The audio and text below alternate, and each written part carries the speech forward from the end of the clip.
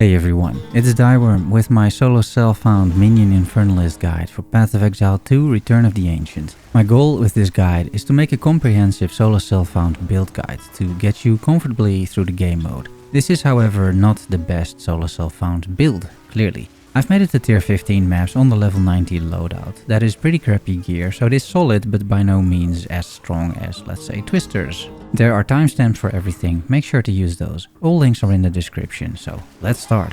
Also, please like and subscribe. Thanks.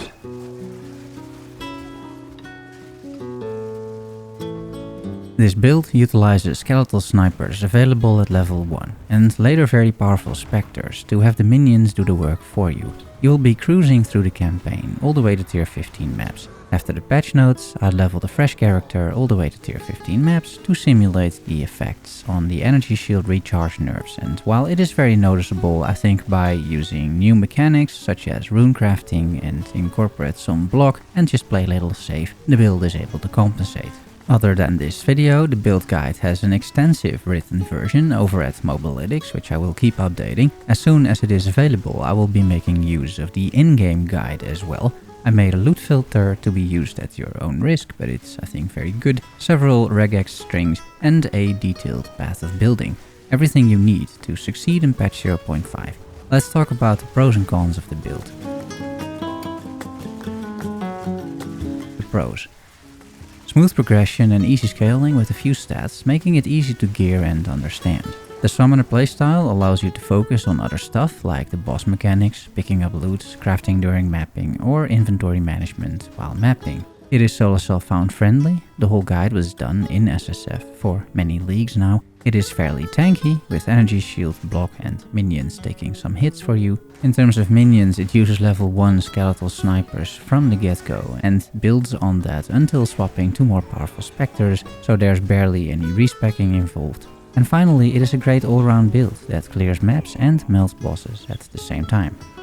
The cons?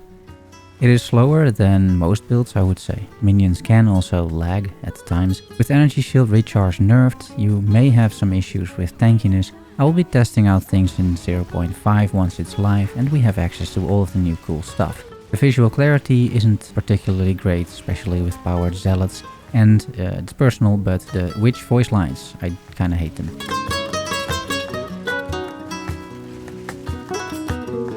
Here is a small showcase of what the build looks like. I'll be showing plenty of footage throughout the video, but this is a fairly accurate description and representation. It is not very fast, as already mentioned, but you do typically clear the whole screen with these Zealots, especially with league mechanics. It is very comfortable. Smaller spaces can be a little iffy, but nothing too bad, I feel. Bosses go down fast too, because all of these projectiles overlap and they return, and you basically instantly break boss armor with this setup. However, I want to provide a realistic view as well. This footage is done with the level 90 loadout. I think objectively the build doesn't look all that great, but the level 90 loadout is pretty terrible gear. I have +3 into minion levels in total, not all that much spirit, not a single unique, a helm from Act 1, and I'm running a 4-mod tier 15 map in most of the footage. I am not even ascended a 4th time either, so I lack a bunch of energy shield in this footage. Despite that, clearing a map looks like this. It is consistent. Bosses, the same thing. This character can be improved massively, but I don't think that is realistic for, let's say, day 2 or 3 in SSF, which is what this basically is. From here though, you can improve a lot and the build is gonna look a lot better, but I don't wanna oversell this whole thing. I will be making update videos once the leak drops and then you can see the progression in those.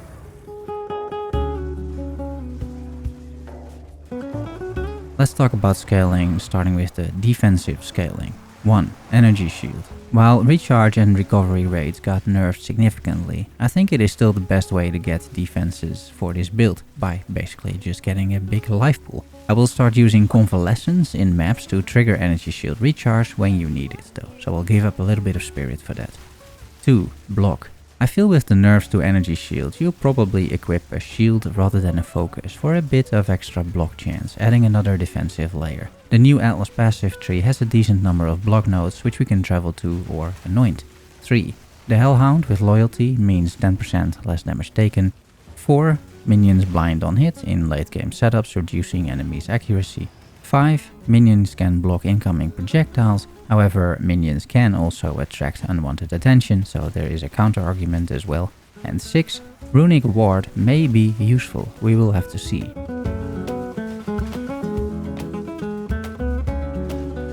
Then the offensive scaling. 1. The flat damage of minions. This is scaled by their level, which is one of the main reasons why minion levels are so important. 2. The increased damage scaling, which includes all sources of increased minion damage, for example on the passive tree, scepters, etc. Stats like increased minion attack speed help as well. You could also see those as a multiplier, of course, as do skills like Pain Offering. 3. The multiplicative damage scaling, which mostly comes from support gems which have more multipliers on them, such as Muster or Feeding Frenzy 2. 4. Damage scaling factors that don't directly increase your damage output, but increase the damage received by enemies. For example, A. Reducing enemy elemental resistances with elemental weakness. B. Elemental exposure with Frost Bomb. This stacks with the curse according to the wiki. And C. Shock from powered zealots. 5. Finally, after all is said and done, you can scale the number of minions you have by increasing your spirit. And 6. Also, we're scaling the number of projectiles of the powered zealots by wild shards to support.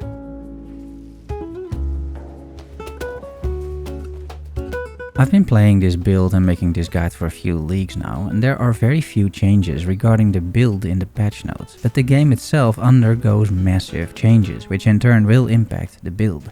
We just don't know how exactly, making this section to an extent speculation. Let's start with what is clear, however. What is very clear is that Energy Shield is nerfed. The values both flat and increased by a little bit, but the recharge by a lot. I've done some testing this week with the character, and I think that purely focusing on Energy Shield like I've done in 0.4 may be not a great idea in SSF. I say that because I think in order to be comfortable you're gonna need very good gear if you're only aiming for Energy Shield as your only defensive layer. So rather than that, for starters, I've added 2 defensive layers to the build and tested those, and I'm quite happy with the results. First, I've added a shield instead of a focus. This provides without any investment at least 25% block, with a tiny bit of investment around 30% block, and I think getting 40% block chance is feasible too with Vaal orbs, maybe an anoint and some runes. You could even path to powerful block nodes at the expense of minion resistances, for example.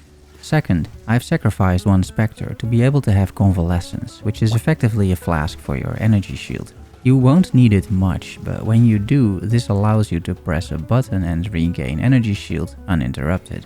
It is a bit less damage, because you're sacrificing a minion, but a lot more survivability, and I think it is a good trade-off. Then, let's move to what is more speculative. First, I'm assuming there will be new broken Spectres, because there always are. We all know that they exist, especially with the new minion support gems, Rage and Melee Splash, but right now it is a guessing game. However, the build is very generic in terms of minions. You can change Spectres without issues, use the exact same passive tree, so the moment a new Spectre meta is there, just swap to that meta. I will also update the build accordingly, but obviously not the video as I can't travel back in time. Second, new broken crafting methods. In Solo Self-Found, crafting seems to be nerfed on the one hand due to having only one crafted modifier on items, so that kinda sucks for some builds, but not really for this build. And the Recombinator is gone, which is objectively worse for gear, but subjectively amazing for fun and just playing the game, in my opinion. So there are some concerns, perhaps, but I don't really have that view. I have the view that in SSF you're not going to get perfect gear either way, and a lot of these nerfs are much more noticeable on high-end crafters and on specific builds, but the minions are not one of those builds. My gear and path of buildings will barely suffer from this. But okay, that is the bad, then the good.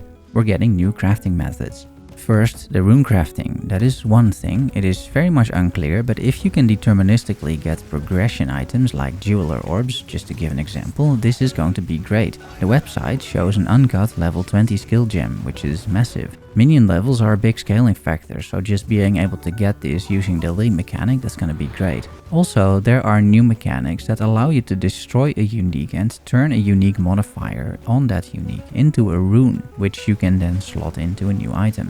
In SSF, that's a lot of potentially good runes, and you will find many use cases for these depending on the uniques you drop and how common this item is.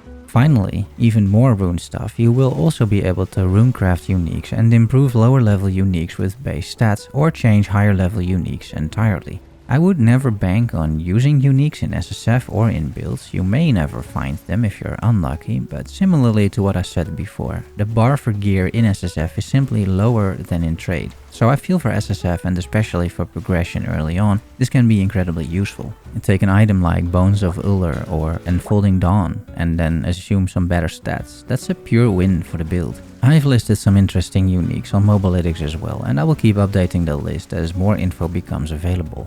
Second, new Kalguran skills. These could be overpowered and broken from minions. It's not likely, but either way, the new skills or the new support gems could significantly improve the build. Third, new uniques. I wouldn't count on finding them like I said, but you know, there are a whole bunch of new ones, 40 plus I think, and some could synergize very well, especially in an offhand scenario. On the other hand, on the topic of finding uniques, Ritual will offer only uniques and omens as a reward this league, which is a straight up buff in SSF. It should make finding uniques a lot easier. Fourth, the Breach Genesis tree. If Path of Exile 1 is any indication, and it is, it will be an excellent and semi-deterministic way to craft a bunch of gear. Also, this will allow for minion-specific items, something we don't really have right now. That is a straight-up buff to the build. Fifth, Runic Ward. I will definitely do a bit of testing once it's there. I'm not sure it's going to be any good, especially for this build, but it is yet again another health bar. I can see a world where our main pool is Energy Shield, then Life and Mana combined with Mind over Matter, which is low investment. We're already in the neighborhood in the passive tree. It's feasible to have this stack, you don't need to spend much mana on this build. And then the final layer could be Ward. The good thing is all of these layers regenerate separately, so who knows, it may just work very well together. Sixth, map progression will be a bit harder, that is good to realize. I think it was Mark or Jonathan that said this in the Gazi and DM interview. So a tier 16 in 0.4 is easier than a tier 16 in 0.5. We don't know how much easier, but that is the case. So reaching tier 16s with mediocre gear isn't an issue in 0.4. I've done it 3 times now, but it may be the case that in 0.5 a bit more investment is required. That is fine, I feel. There's gonna be so much new stuff to do that I wouldn't worry about hitting the tier 16s or tier 15s ASAP. Also, you're playing SSF, you're not competing against anyone, so you know, have fun, take your time and just enjoy the journey. Seventh, new passive nodes. When I started writing this script, this was speculative, but right now the tree is actually out there. There's really not that many new minion nodes, but I did find some interesting block nodes that may be something to spec towards. We'll see. Right now though, I'm sticking to the tree that I already used. I think it's still going to be completely fine.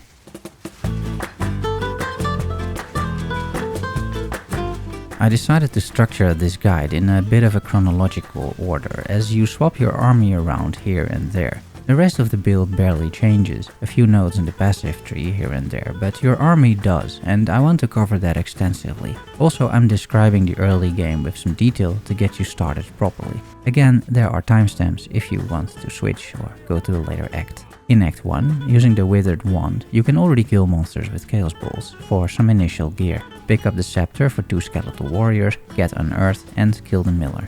Make sure you get a good number of skills and support gems by doing all of the side quests. The first skill gem should be Contagion, which together with Unearthed offers great clear speed.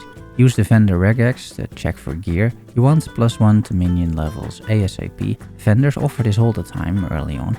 I'm willing to sell a lot of stuff just to get a +1 scepter early on. It's such a big upgrade. Also identify helmets, you might get lucky with a +1 there as well. Renly sometimes sells them too. Furthermore, I prefer wearing a shield over a focus, the block really helps. Finally, don't underestimate rarity on gear. It gets you way more currency and way more loot.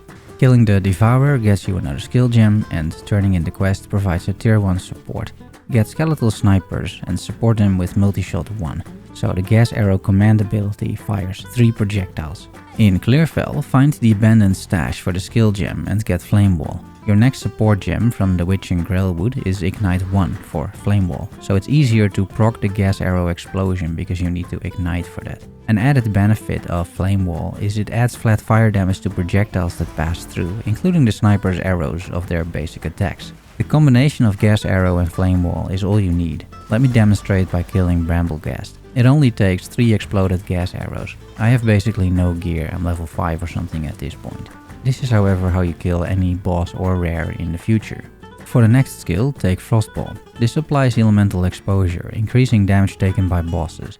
When you find new skill gems, prioritize upgrading the snipers and then Flame Wall. This allows more snipers to be summoned as their spirit cost decreases with levels, and Flame Wall adds more flat damage to their attacks. Should you find more support gems, for example in the catacombs, put those in rapid casting for Flame Wall for some quality of life, fire attunement on the skeletal snipers, fire attunement and elemental armaments on the SRS, and you can find more suggestions in the POB and Mobalytics. After you melt the King in the Mists, you get your first spirit gem, get summon Raging Spirits and activate it by right-clicking the skill in the skill overview.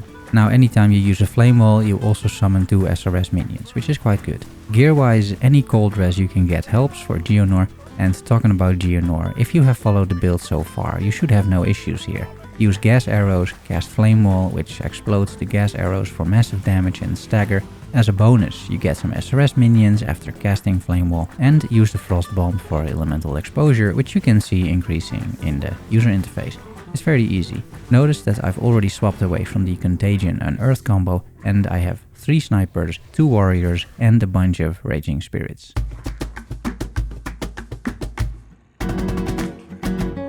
The core of the build remains the same, but you do get access to tier 2 and tier 3 support gems. Most importantly, get elemental armaments 2 and multi-shot 2 on the skeletal snipers. Once you get a lesser jeweler's orb, which are pretty common these days, get bidding support on them too. I also tend to use Arcane Search on Flame Wall at this point instead of Ignite 1 to help with mana costs. Because you have SRS and they do fire damage and also your archers do fire damage, you tend to ignite quite quickly, so you don't really need the Ignite 1 anymore. For other support gem details, please see the Path of Building or Mobalytics. We get a few new skills too, such as Pain Offering, and at skill level 7, Elemental Weakness, which stacks with exposure from Frostbomb. Plus, the chances of finding Spirit on gear increase as well, so keep checking the vendors with the Regex. Vendor base items, combined with some currency and the Well of Souls, can get you items you will be able to use for a very long time, like this +2 scepter. It is possible to die, although that usually involves getting stunned or cornered. You do so much damage though that most of the time monsters are already dead before this can happen. Another rare issue with the build is bosses like these, where minions just seem to not interact very well with the hitbox and they hit way less times than normal. So this fight can take a while for minion builds.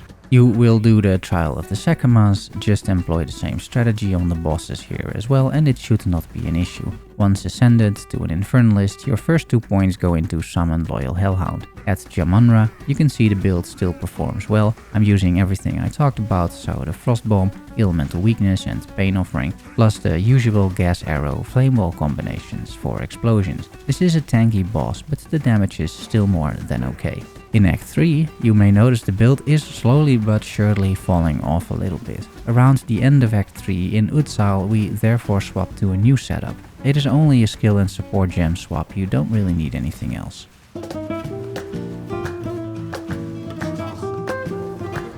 Once you reach Act 3, Exile, after draining the area and completing the Sun Temple and going through the gateway, you can get your new Spectres. To prepare for this, I would save 1 lesser Jeweler's Orb and some support gems. Make sure to pick the correct Vaal guard, it is the one that throws grenades at you and costs 50 spirit. Let me show you. There are multiple Vaal guard enemies in the Exile region. Here is the one you need, the guy throwing grenades at you, and he also creates burning oil. Kill him, make sure you know which corpse is his, equip the Bind Spectre gem if you haven't already, use the skill, target the corpse of the Vaal guard which says 50 spirit, that should be the correct one. Now make sure you have the setup required to make these work. Use a lesser Jeweler's Orb, support them with Multi-Shot 2, which you should already have from the snipers, Feeding Frenzy and Rapid Attacks 1. Unsummon everything else, including the SRS buff, and you should have enough spirit for 5 Vaal guards if you follow the passive tree. And you have like at least 1 gear piece with a bit of spirit on it, which I think by the end of Act 3 is reasonable. You can unequip most gems at this point to ensure you have no issues with attributes. From this point onwards, you will only be sacrificing the skeletal warriors from your scepter and casting Unearth for some supporting minions. You can see how effective these guys are. Their grenades break armor quickly, build up stagger fast, and you don't have to do much at all. Cast a curse, maybe a frost bomb and Bane offering, and that's it. Using Unearth is optional, but it helps with clear. At the start, it feels like it takes a bit of time for the Vaal guards to throw the grenades, especially compared to the snappy snipers, but their damage makes up for it. Plus, you'll be getting more attack speed and minion AoE later, making this much less of an issue. Especially on bosses, these guys are just amazing, as this Doriani fight illustrates. It is definitely not the highest damage out of all of the builds out there, but it is very solid with constant stunning and staggering, allowing for consistent damage. Plus, there's no 5 buttons you have to press or any build up. It is damage from the first second, which is a big plus.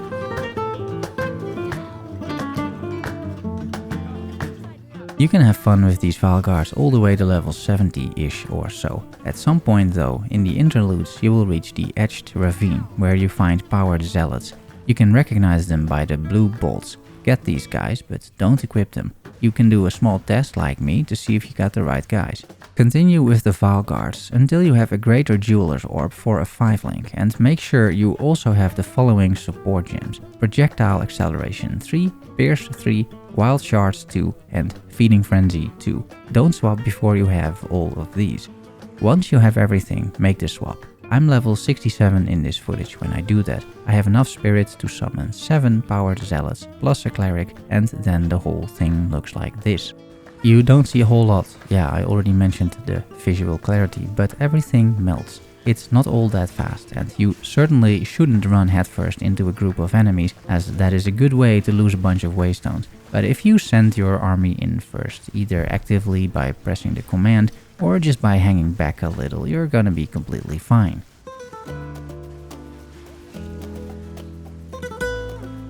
Let's talk a bit about the Ascendancy and the order. For the first Ascendancy, you take the Hellhound.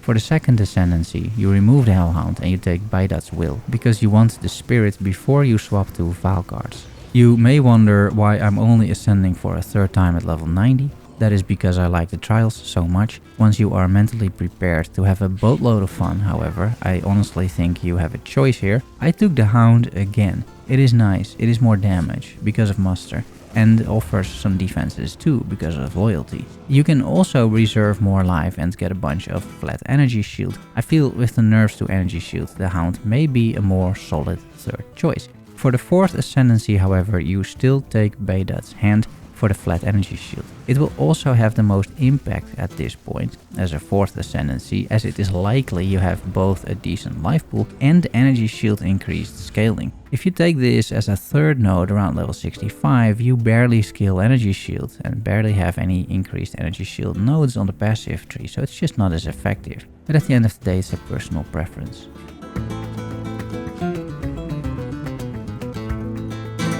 Using the Path of Building loadout system and the Mobilytics variants, I've made a passive tree for roughly every 5 levels, all the way up to level 90. You can scroll through the loadouts and see how the tree changes. Early levels, we're taking all the minion nodes. This helps a ton. You get a bit of spell damage too, which is nice for Unearth early on.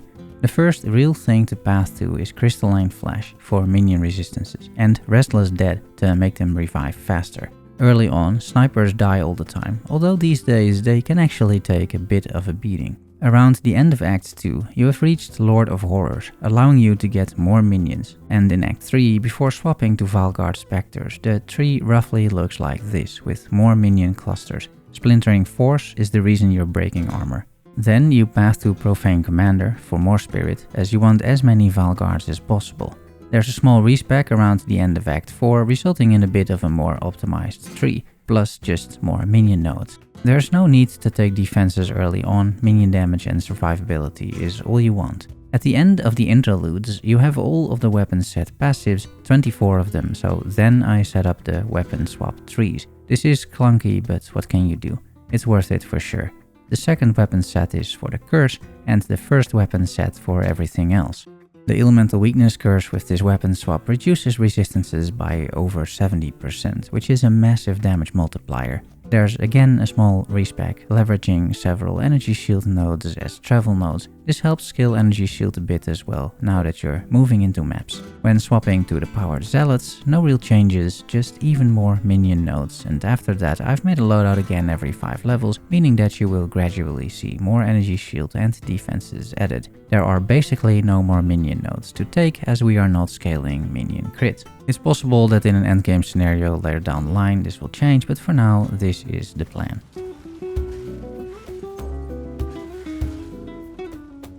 I will only go over the final setup, the rest is covered in earlier sections already in the build progression. These are in no particular order really, and I think it is easier to just look at these on the website or path of building, but still I'll go over them. I will also provide my reasoning for taking these support gems, which then I will share and so you understand the logic.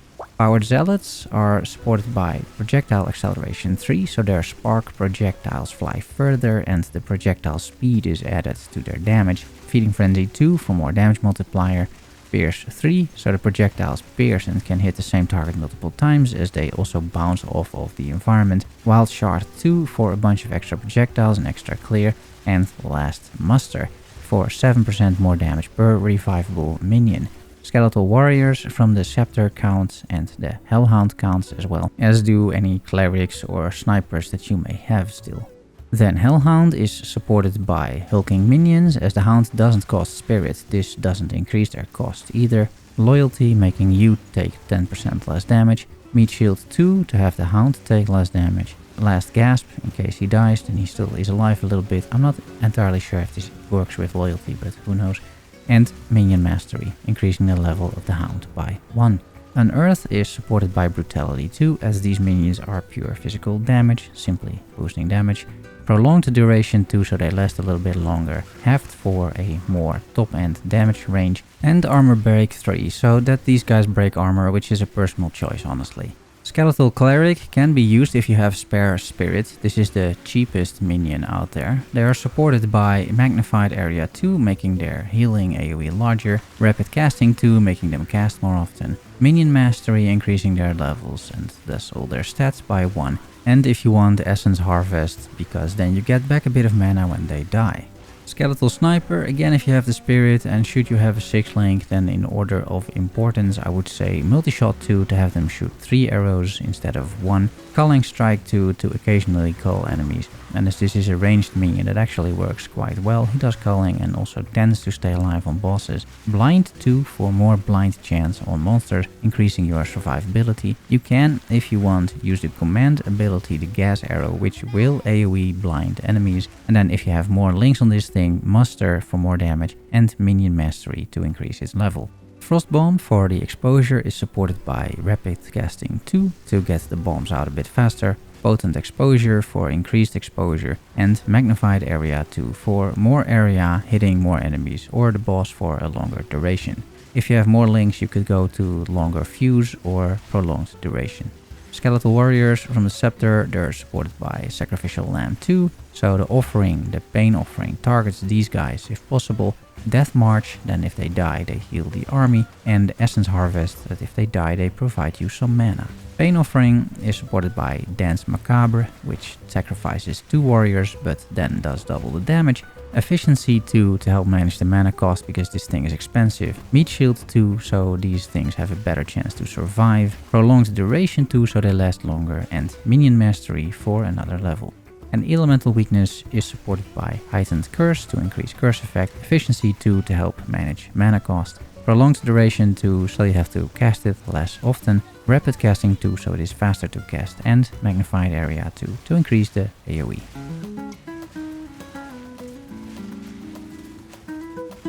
Gear, some tidbits on gear. You should focus on getting plus level to minions, spirit, life, energy shield, block I suppose if you can get it, and of course resistances. The plus level to minions you can find on scepters, amulets and helmets, and spirit can be found on scepters, amulets and body armor. And try to get a rattling scepter for the skeletal warriors so you can sacrifice those with Pain Offering.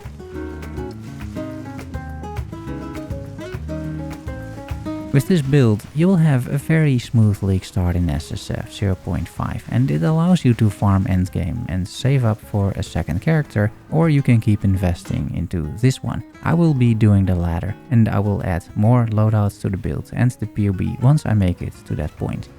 For now though, I hope you enjoyed the guide, found it informative, and I wish you all a great and amazing league start with lots of fun. Thanks for watching and making it to the end. Love you all, see you soon, bye bye.